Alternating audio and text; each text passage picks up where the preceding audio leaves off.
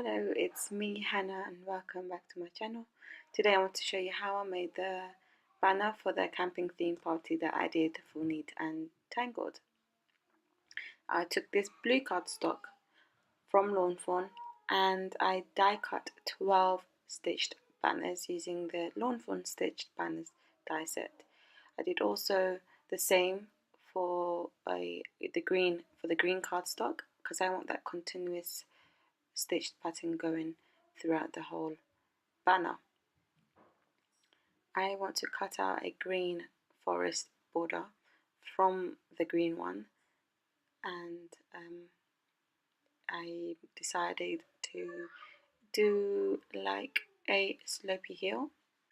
I don't know why I didn't put a washi tape to hold the die in place, but I'm very stubborn and I like to make it work.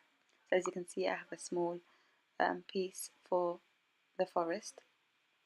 Next, I'm trying to match the next piece with the previous piece so that there is a continuous forest landscape. I don't want an individual like forest scene for each piece for the banner. I picked up this cooking liner from Poundland and I thought it would work great as a craft mat. I want to see how it will work with ink pads, paint splatters, all of this mixed media, all of those kind of things before I go and buy the proper craft mats.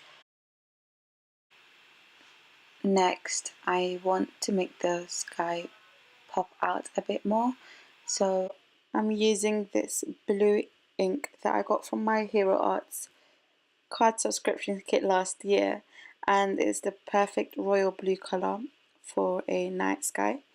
I don't know the name for this blue color, but you can also use chipped sapphire from Holtz or any other dark blue ink pad. To bring out the sky even more, I blended in some black soot along the edges just to make the blue pop out a little bit more, so I can get that beautiful night starry sky effect, because that's what I'm going for. I'm going for that look where when you look up you could just see the sky and you can see the stars and there's no light pollution. You know what I'm saying? Now I want to add some white stars and I'm using white watercolor paint.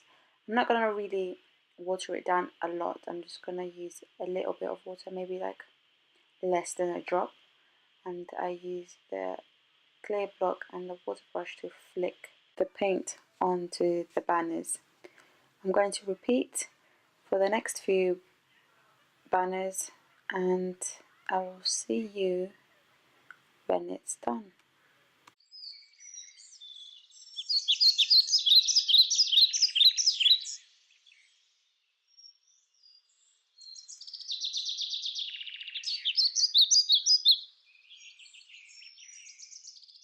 So I got lazy and I couldn't be bothered to do each one on its own, so this is a quicker way of just getting mass of stars in one go. I'm also going to do the same for the forest trees.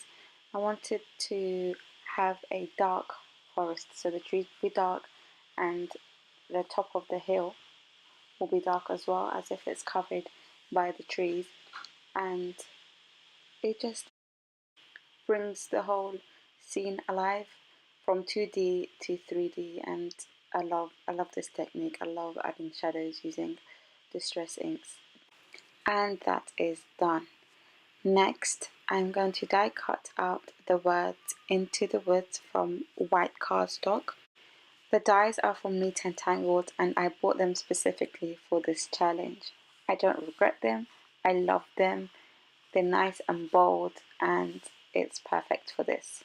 Now, to glue the letters on, I wanted to spray them with this adhesive spray, heavy duty adhesive spray, but it was just coming out completely wrong and it was just a bit fidgety, so I just went old school and used the Pritt stick to glue the letters on. It was so much easier and mess-free and a bit nostalgic. Next, I'm going to thread the banners with this rustic twine. I think it's hemp, but I'm not sure completely.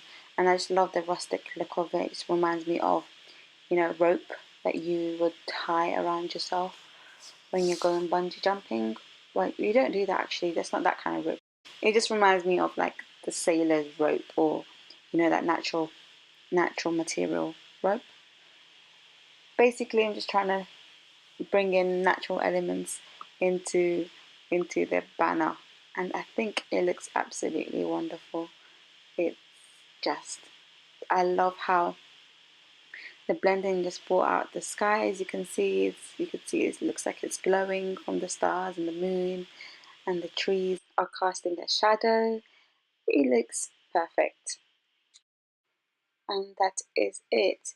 It is quite a long process because there's lots of repeating elements. However, it is not hard. I hope you guys enjoyed this video. If you did like it, please give it a thumbs up. See ya!